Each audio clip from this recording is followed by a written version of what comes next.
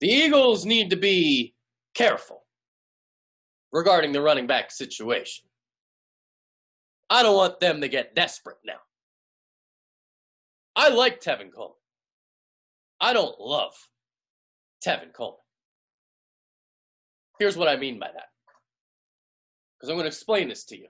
Because he is getting a lot of hype. Probably getting overhyped. I see this script all the time. It happens every single year. There's that backup running back that hits the free agent market. He gets hyped up as fuck, and then he never lives up to his contract.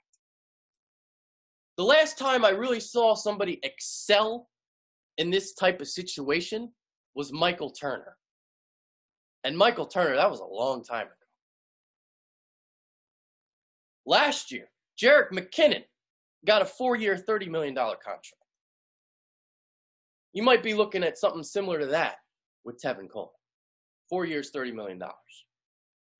Now, Jerick McKinnon got hurt last year, but I still thought that that contract was a lot of money for him. And I've got other names that I've written down because this is something that happens a lot. 2017. I remember Patriots fans were telling me, well, Mike Gillislee was going to come in there and he was going to be their LeGarrette Blount. He was not their LeGarrette Blount. I scrambled back to 2015. Roy Halou was a popular running back in the free agent market, like a popular kind of trendy guy on the upswing. He was in Washington, really wasn't the starter there, but whenever he got that limited time, he excelled. Well, he signed with the Raiders, and then he disappeared. Another one, Justin Forsett. I remember Forsett had that crazy year with the Ravens. I think then he got like $9 million a season, and then he disappeared. C.J. Spiller. I remember he got a contract. I remember that one. Ben Tate, 2014, goes to Cleveland. 2012, Michael Bush goes to Chicago. Chester Taylor, 2011. Is that 4 for 12.5? Derek Ward, another one, 2009. If you remember, he was with the Giants, averaged 5.6 yards per carry, went to the Bucks, and then disappeared. Now, here's the difference between Tevin Coleman and all these other guys. I think Tevin Coleman fits what the Eagles like to do. And I think if he's brought into Philadelphia, he would do well. But what I'm saying is this. I don't think he's like a top 15 running back or anything. Maybe not even top 20. But people are acting and hyping him up to the point that people believe that he's a top 15 back. And that is the problem with free agency and the media in today's society. We overhype everybody, especially when it comes to free agency. Free agency is a dilution of the mind.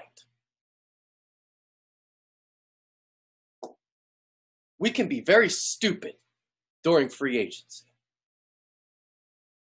For example, when Rodney McLeod was signed with the Eagles, everybody was talking about how he's a top 5 safety. Oh my God, nobody knows who he is with the Rams, but he's going to come to Philadelphia. He and Malcolm Jenkins are going to be the best safety tandem in the NFL. And Rodney McLeod, he's going to be top 5. Rodney McLeod's a good player, solid player, but we overhyped the fuck out of him. I remember when we signed him, and I knew that he was getting hyped up. This is what we do with free agency. And if they sign Tevin Coleman, he's going to get hyped up. And people are going to start to believe that maybe he can be like a top 10, top 15 running back in Philadelphia, when that's not really the case. He's going to be part of the running back by committee. He's going to be catching a lot of passes out of the backfield. He makes people miss in the open field. He runs the outside zone really well. But he's not going to be the 3-down guy, featured guy. If you sign Tevin Coleman, you're going to pair him with somebody. But if you sign Tevin Coleman, again, it has to be for the right price. I'm not signing Tevin Coleman for $8 to $9 million a season. I'd rather bring Jay Ajayi back for half that price. But if the money is similar to what Mark Ingram got, and you have to pay him, say, $5 to $6 million a season, all of a sudden it's a completely different ball game, and let's make it happen. So those are my thoughts. I don't want to trade for Jordan Howard. I just think he's vastly overrated. I think he hasn't really been that good since his rookie year. And he's fallen out of favor in Chicago. And, it's a similar system to it's actually the same system because Doug Peterson, Matt Nagy, they got the Andy Reid connection. So if they don't really know how to use Jordan Howard in Chicago, I think Doug Peterson's really going to want him. They could trade for him. I wouldn't be crazy about it. I'm not a big Jordan Howard guy. I think he's just kind of a dude. He's just there. Whatever. I do think they're going to target running back in the draft, probably second round, I would think. So there it is. All right. That's my video for today. I like Tevin Coleman. I don't love him.